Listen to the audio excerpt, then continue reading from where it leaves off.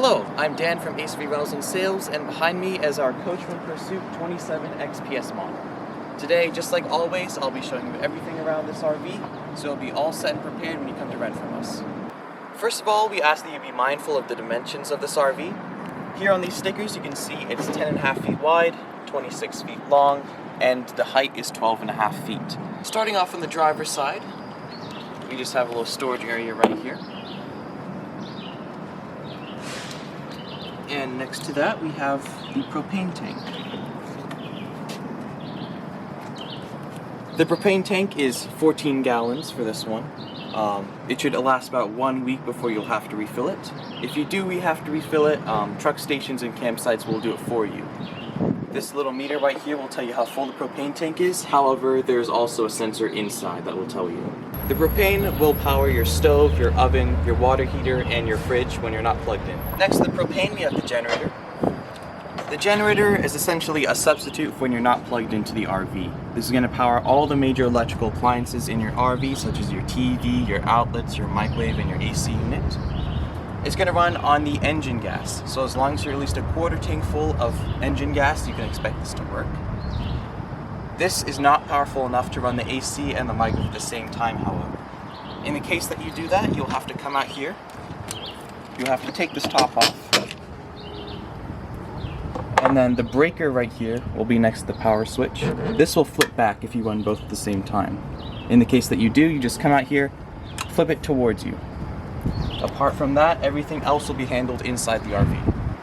Above this, you have the outside shower. The outside shower is pretty much like when you're at the beach, you want to wash off the sand before you head inside. You're just going to open this up, rinse yourself down.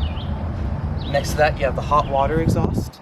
We'll talk more about that inside, but just know that when you switch it on, you'll hear the flame going on in here. And next to that is the hot furnace, so expect it to be hot and don't touch it. Here you have 4 inlets for the RV. The top one here is the freshwater inlet. This will be to fill up the water tank itself. So when you're on the road and you want to use water, use the bathroom, use the sinks, the kitchen, you're going to use it from the freshwater tank, and this is how you'll fill it up. We'll give you the hose for this. You just hook it up in here, turn on the faucet, and there will be a sensor inside that will show you how full it is. Below that, you have the sewer tank flush. You won't have to worry about this. This is just for us when you get back.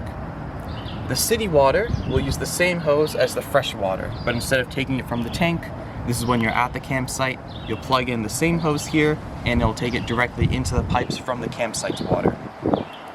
And the TV cable inlet is when you're at the campsite. We'll give you the TV cable, just hook it up in here, you'll get all the local channels through cable. If you don't have the hookup, there's also an antenna inside this RV, and you can find channels that way. In the rear of the driver's side, you have the dumping outlet right here. This is how you'll empty out the waste tanks for this RV. All you have to do is just take the sewer hose that we'll give you, hook it up to this black outlet right here, clip it on, and you'll take the 90-degree elbow and stick this in the ground or whatever campsite you're at. Then you have 2 color-coded valves here. The gray valve is your gray waste tank, that's for your sinks and your shower. And the black valve is for the black waste tank, that's going to be your toilet. Once you pull it out like this, that means it's open. If there were anything in these tanks, they'd be coming out right now. We recommend you open up the black one first, and then the gray one to kind of flush it out when you're done. And when you're all finished, and the sensors inside will show that they're empty, just push them in to close them, unscrew the cap, and you're all set. Now in the back of this Pursuit, there's a big storage compartment, and there are 3 doors to get to it. In the back here, you can see the 3 doors, and it comes all the way across the back. You have the ladder for the bunk bed, you have the crank, sewer hose I just showed you, power cord is directly connected to this RV, and in this bag here, we've given you a few things. First of all, this black wire here is going to be your TV cable. This yellow adapter right here is going to be 30 amp to 15 amp, so if you don't have 30 amp connection where you are, you can just hook this up to the end of the power cord. And this white hose here is going to be to fill up your freshwater tank and to connect to city water. Coming around to the back of this RV, you have the gas cap first of all. This is just where you'll fill up the gas. It's just regular gas, no premium, no diesel, nothing like that. Over here you have the second compartment door through this big compartment area in the back.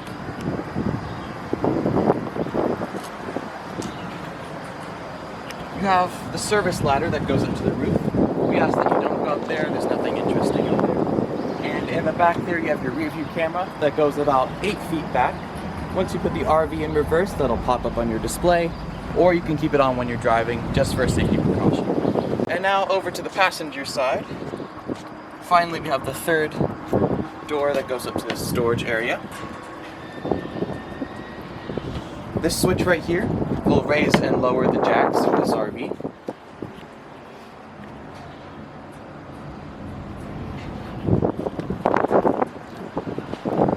Next to that, you have another storage, well, lack of storage. This is just a valve for the water system, so you won't have to touch this. But below that, you have your propane outlet right here. So if you have a grill you want to take to your campsite, you can hook it up here, and it'll take it off the propane tank in the RV. Next up, you have another TV cable inlet, in case the other one on the other side doesn't reach. You have two 15 amp regular wall outlets. Just make sure that the generator is running or you're plugged in for these to work. And there is no solar panel for this RV, so this is useless. The cabin door itself is a little screen door. You can just keep that closed, the door open, just like that. And lastly, on the outside, we have one last storage area here. This is long enough to fit like beach towels, umbrellas, that kind of stuff. And we're pretty much done with the outside here, so I'll go ahead and go inside.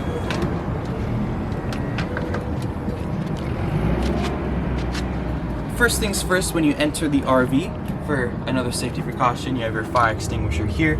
You have a smoke detector on the ceiling and a carbon monoxide propane detector along the ground. This right here is the switch to turn on and off the house battery, which is actually right underneath this step. This is going to be for very minor electrical appliances like the lights or the fans. That means you don't have to be plugged in, or the generator doesn't have to be running just to turn on a light. Here you have the entry light that's going to be over here on the ceiling. You have the front light, that's the outside porch light. And this here is the power step, meaning that once you switch this on, once you open up the door, the step will come out. Now, the most important part of the inside of this RV is the control panel. This will tell you everything you need to know about the RV. So first of all, in this little rectangle here, this will tell you all the levels of the tanks. So once you hold down a button here, you can see it starts at empty, 1/3, 2/3, and full. So if you hold down LPG, that's your propane, you can see that's full. The battery, you can expect this to be charged. Freshwater tank is full. Black tank and gray tank are empty. You won't have to worry about the aux here. The water heater, you can turn it on with gas or electricity. As we saw outside, there's a little exhaust for that. Once you turn this on, it'll use propane, or if you're plugged in, you can use electricity instead. This will heat up your water, so it'll take no more than 20 minutes to heat it up, and we recommend you only have this on when you plan to use hot water, just not to use propane. This here is your water pump, so once you turn this on, you'll get water from any of the faucets. This here is the aux, you won't have to worry about that. The TV antenna and radio, once you switch this on, the antenna and the radio will start working. So if you want to turn on the radio in the cab, just have this on. Now down here is everything you need to know about the generator. Again, the generator is a substitute for when you're not plugged in to 30 amp connection. If you are plugged in, all the electrical appliances will work. That'll be TV, microwave, AC, outlets. You can even run the AC and the microwave at the same time. If you're not plugged in, however, you will have to use the generator. This little meter here will tell you the total number of hours the generator has been running total. If you do want to turn on the generator, you hold down stop first to prime it until this light turns on. Then you hold down start. And there you go. It'll take no more than 2 minutes for things to be powered. Once the microwave beeps, you'll know that everything will work. Over here is your thermostat for the AC unit. Again, the AC will run on the generator or when you're plugged in. So right now you can see that it's off. If you do want to run it, you hold down this rectangle. You keep pressing it until you get to, we suggest, cool and high. Then it'll just take a few seconds and the AC will start working. There you go. If you want to turn it off, you just keep pressing this rectangle until you get to off. And of course, you want to change the temperature, you just use the up and down arrows. Next, I'll show you how to find channels on the TV. First, of course, you want to power it on.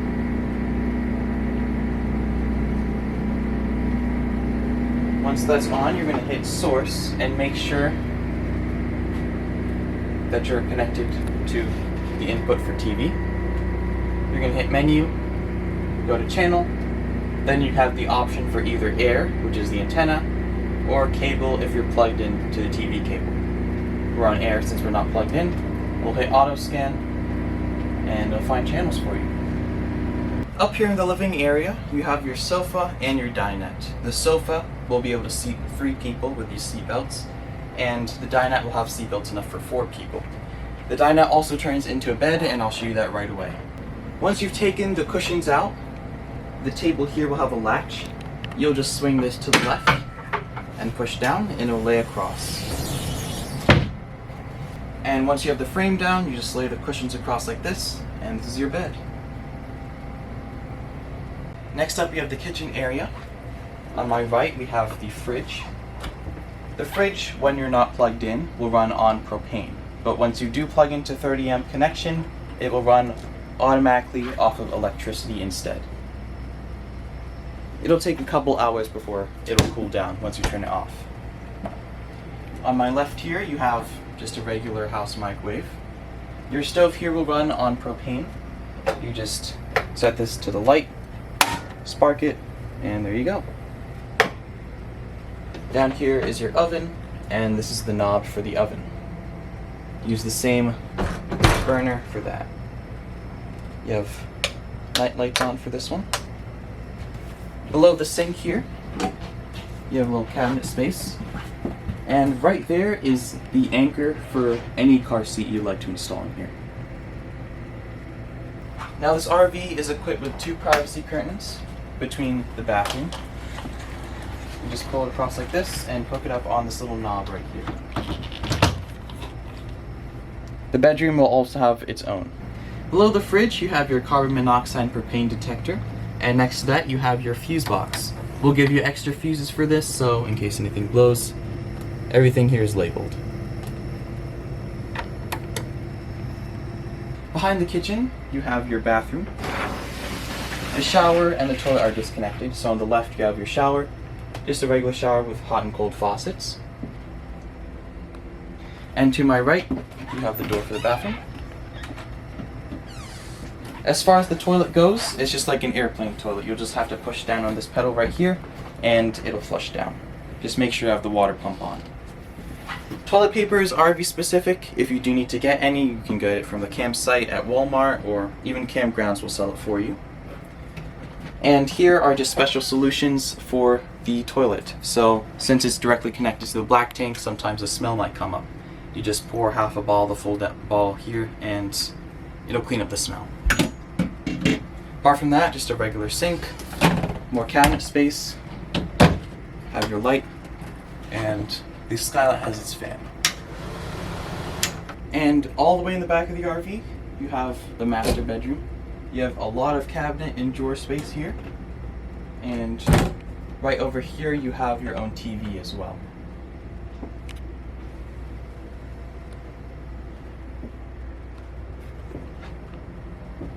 Now in the cab in the front, this here is actually an overhead bunk.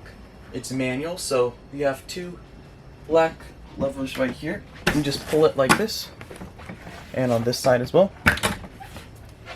Once you do that, you just push down like this, all the way out. Then this will come out. And you have your bed.